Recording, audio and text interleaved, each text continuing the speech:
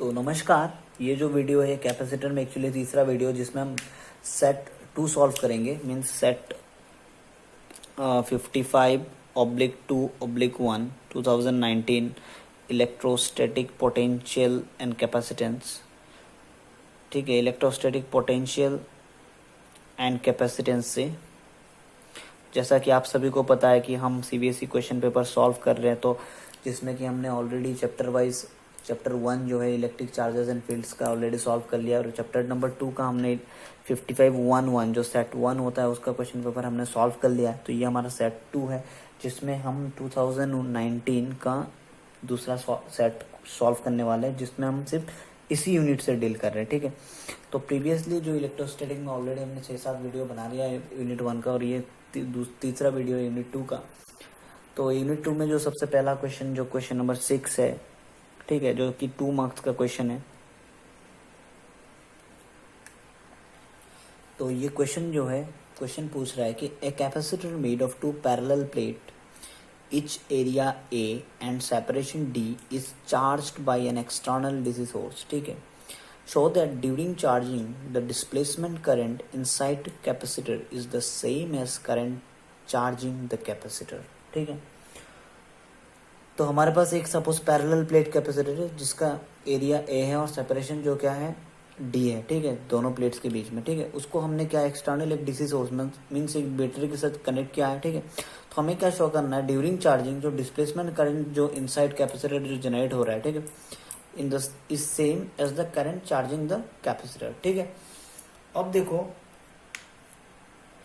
एक बात मैं बता देता हूँ कि ये तीसरा वीडियो है मेरा। ठीक है, और जिसमें पहले वीडियो में मैंने यूनिट से इम्पोर्टेंट टॉपिक्स और पूरा का पूरा फॉर्मूला डिस्कस किया हुआ है। ठीक है, अगर आपने वो वीडियो नहीं देखा है तो आप जाके देख सकते हैं। ठीक है, अब देखो इन जनरल अगर मैं बात करूँ टोटल जो करंट होगा आई, सपोज मैं मान लेता हूँ टोटल करंट जो आई है, ठीक है, तो वो क्या हो जाएगा I C plus I D. That means what, I C is conduction current, okay, and I D is the displacement current. ठीक है, टोटल का करंट जो होगा वो इन दोनों का सम होगा। ठीक है, अब देखो आप यहाँ पर लिख सकते हो I C is conduction current,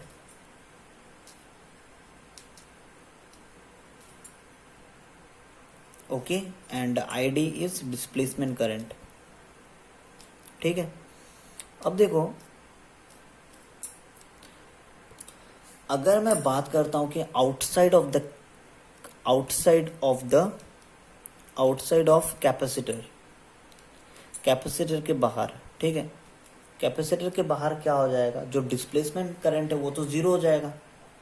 ठीक है, एंड कंडक्शन करंट से रहेगा, मीन्स करंट जो रहेगा वो टोटल क्या रहेगा, conduction current I equal to I C. ठीक है, सिमिलरली अगर मैं इनसाइड की बात करता हूँ अंदर, तो अंदर क्या रहेगा, जो कंडक्शन करंट है वो नहीं रहेगा, अंदर क्या रहेगा आई सी जो है वो क्या हो जाएगा जीरो, एंड करंट जो रहेगा वो क्या रहेगा डिस्प्लेसमेंट करंट। ठीक है, ठीक है, अब देखो हमें ये शो करना है कि ड्यूरिंग चार्जिंग, जब चार्जिंग हो रहा था तब जो डिस्प्लेसमेंट करंट है इनसाइड द कैपेसिटर, ठीक है, वो बिल्कुल सेम होना हो करंट चार्जिंग द कैपेसिटर।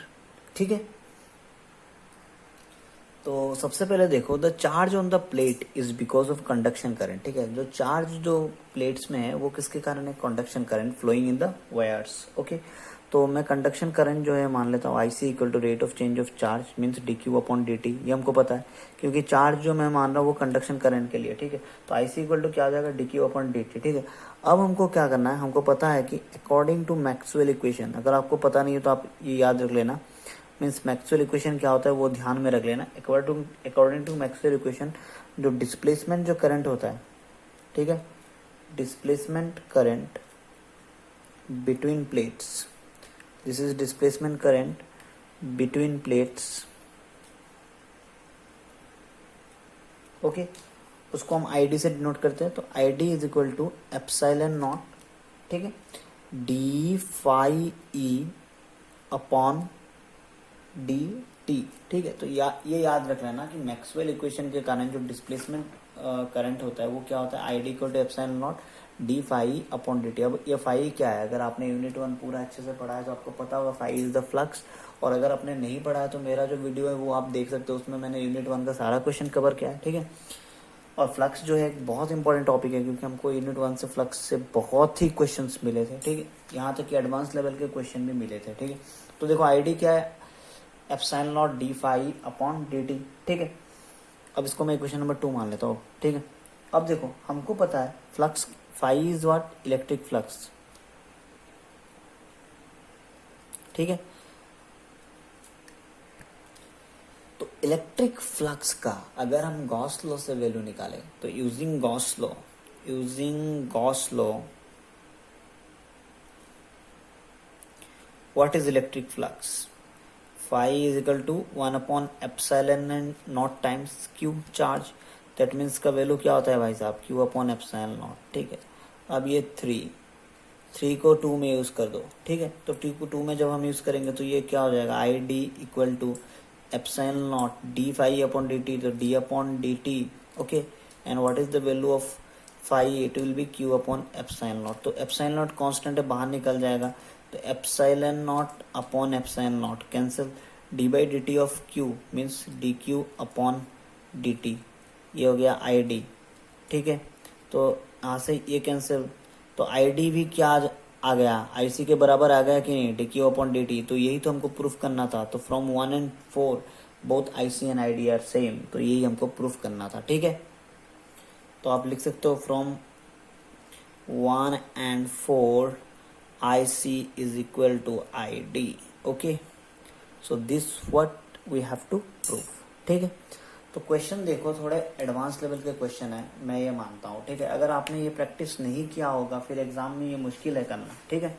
और जो जहाँ तक मैंने यूनिट 1 और यूनिट 2 से देखा है तो बहुत ही कॉन्सेप्चुअल क्वेश्चंस पूछे जा रहे हैं, ठीक है। और 2019 का अगर मैं बात करूँ तो 1 and 2 यूनिट से मेरे लिए तो ये क्वेश्चन एवरेज से ज़्यादा मीन्स ट्रिकी क्वेश्चन है, ठीक है।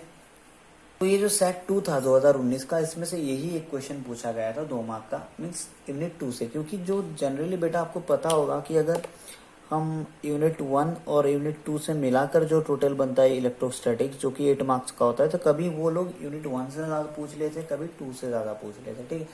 तो इस सेट में बस इतना ही था, ठीक है। अब नेक्स्ट जो है 2019 सेट 3, ठीक है। तो जो नेक्स्ट जो सेट है वो है 5531 मीन्स सेट 3 2019। तो उसमें जो क्वेश्चन नंबर 7 पूछा गया था इसी यूनिट से, इलेक्ट्रोस्टैटिक पोटेंशियल एंड कैपेसिटेंस से। तो क्वेश्चन है कि the figure shows a network of 5 capacitors connected to 100 volt supply, calculate the total energy stored in the network. तो एनर्जी स्टोर्ड जो है बेटा वो बहुत पूछा जाता है, इक्वल टू हाफ CV² जो फॉर्मूला है, ठीक है। तो इससे बहुत ज़्यादा क्वेश्चन पूछा जाता है, क्वेश्चन भी पूछा जाता है, डेरिवेशन भी पूछा जाता है, न्यूमेरिकल्स भी पूछा जाता है, ठीक है। तो 2019 में ही तीसरे सेट में भी ये क्वेश्चन आया था, ठीक है। अब जो फिगर है वो कुछ इस टाइप का है, तो फिगर शोज तो ये उस टाइप का है। सपोज हमारे पास यहाँ एक कैपेसिटर है, ठीक है, और ये कुछ इस टाइप का गया है। यहाँ पर हमारे पास एक कैपेसिटर कनेक्टेड है, यहाँ पर एक कैपेसिटर है, ठीक है, और आगे जाके यहाँ पर एक है, ठीक है। अब इसको हमने 100 वोल्ट के बैटरी से कनेक्ट कर दिया है, ठीक है।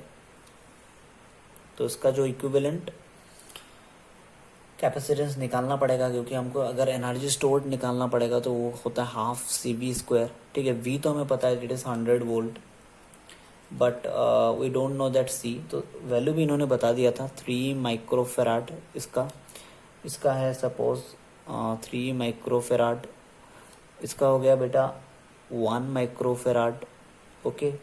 इसका हो गया 2 माइक्रोफेराड, ओके। एंड इसका भी हो गया, सॉरी यहाँ पर एक बीच पे एक कैपेसिटर लगा हुआ है, क्योंकि 5 कैपेसिटर से, तो यहाँ पर एक बीच पे है जो जिसका भी 2 माइक्रोफेराड, ठीक है। तो ये जो है सर्किट है, ठीक है।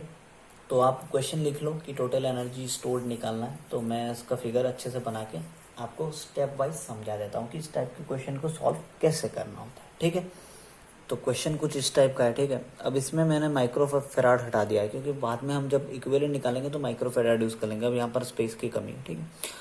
अब सबसे पहले आपको क्या करना है, आप अगर नेमिंग कर दो तो वो बेटर रहेगा, ठीक है। नेमिंग कैसे करना है, सपोज मैं मान लेता हूँ ये मेरा सपोज C1, ये हो गया C2, this is C3, this is C4, this is C5। Okay ठीक है। अब देखो सबसे पहले मैं बात करता हूँ C1 और 2 का, ये दोनों जो आपस में है, ठीक है।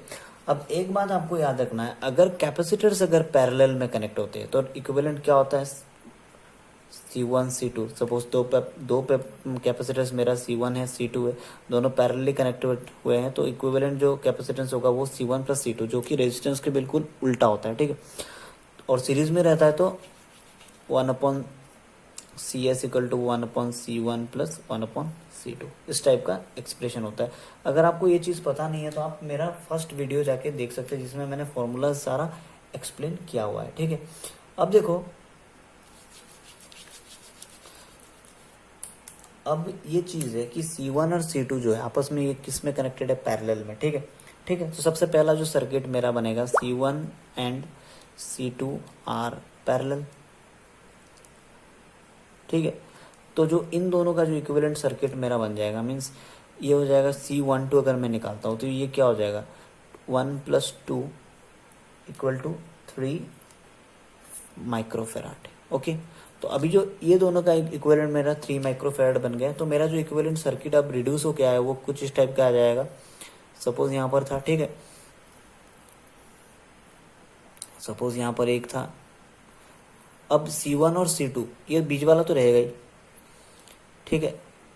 अब C1 और C2 मिला के हमारा जो 3 माइक्रोफेराड का आया पैरेलल, तो अब एक हट गया, ये हो गया 3 माइक्रोफेराड, तो इसका नाम मैंने सपोज C12 दे दिया, ठीक है।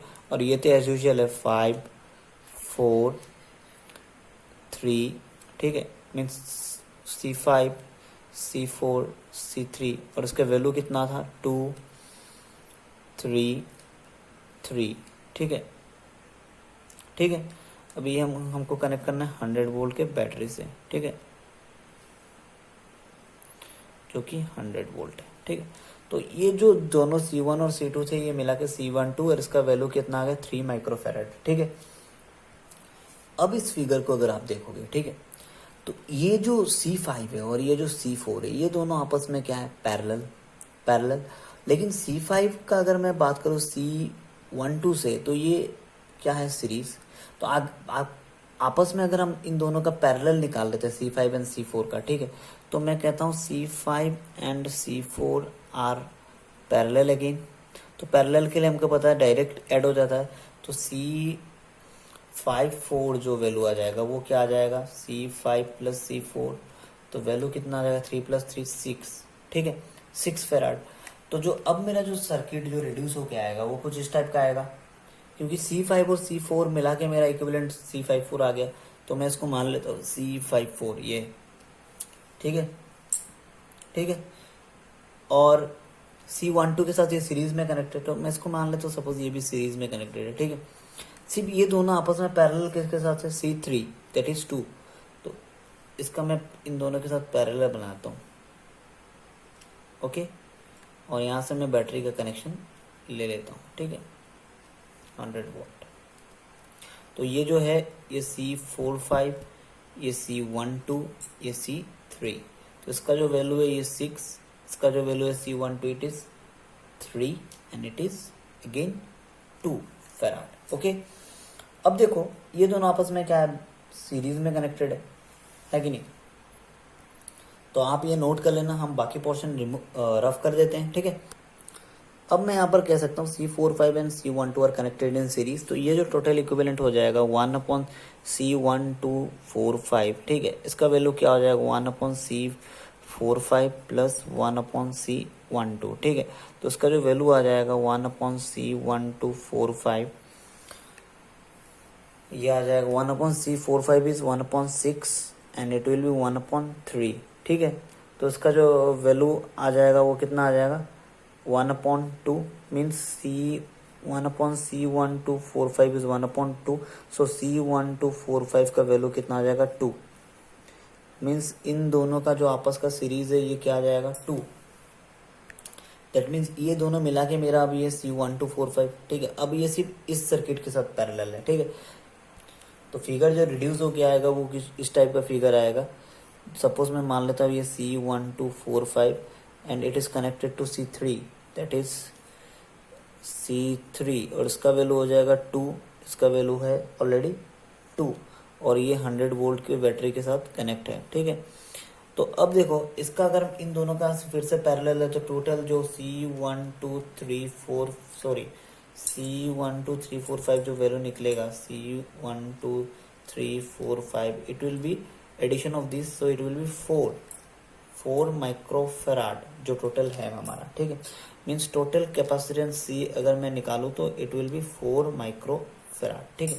तो 4 माइक्रोफेराड। अब मुझे इसमें क्वेश्चन में पूछा है कि टोटल एनर्जी स्टोर्ड निकालना है, ठीक है। अब बेटे देखो टोटल एनर्जी स्टोर्ड का फॉर्मूला क्या होता है, equal to half CV²। V तो हमको पता है it will B 100, but what about C तो हमारा जो है ये माइक्रोफेराड में 4 इंटू 10⁻⁻⁶, ठीक है। तो क्योंकि फेराड में हमको ट्रांसफर करना पड़ेगा, C हमेशा यहाँ पर फेराड पे होता है, तो माइक्रोफेराड को फेराड में चेंज करने के लिए 10⁻⁻⁶ से मल्टीप्लाई करना पड़ता है, तो कर दिया। C इक्वल टू हमारा 4 इंटू 10⁻⁻⁶।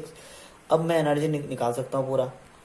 अब जो मेरा एनर्जी आ जाएगा, energy equal to half C is 4 into 10⁻⁻⁶ into 100 V², so 100², ठीक है, ठीक है, ठीक है। अब देखो इसको अगर हम थोड़ा कैलकुलेशन अच्छा से कर ले तो हाफ इंटू 4 इंटू 10⁻⁻⁶ और 100² जो है ये कितना होता है, इंटू 10⁻⁴। तो ये जो टोटल जो वैल्यू हो जाएगा हाफ इंटू 4 इंटू 10⁻⁻² और यहाँ से अगर मैं काट दूँ तो 2 टू द 4, तो वैल्यू कितना आता है 2 इंटू 10⁻⁻² और एनर्जी है तो ये क्या यूनिट होगा, जूल, ठीक है। तो हमने जो सॉल्यूशन इसका निकाल लिया है, इस सर्किट का एनर्जी कितना हो जाएगा, ठीक है। तो ये जो क्वेश्चन है ये मैंने स्टेप वाइज आपको बताया, अगर इसमें कोई डाउट हो सकता है तो आप कमेंट में पूछ भी सकते हैं, ठीक है। अब देखो ऐसा क्वेश्चन अगर डायरेक्टली अगर आप प्रैक्टिस ना करके मीन्स जा रहे हो अगर बोर्ड एग्जाम में, फिर बहुत सारे बच्चे तो कर लेंगे, लेकिन किसी बाकी कुछ बच्चे ऐसे होंगे जिनके लिए क्वेश्चंस थोड़ा प्रॉब्लम क्रिएट कर देगा एग्जाम में, ठीक है। तो इसके लिए आपको ये क्वेश्चंस कर लेने ठीक है। और एक बात मैं बताना चाहता हूँ, अगर आप ये वीडियो देख रहे हो, ठीक है, तो आप अपने दोस्तों के साथ भी शेयर कर सकते हो ताकि उनको भी एग्जाम में कुछ फ़ायदा हो जाए, ठीक है।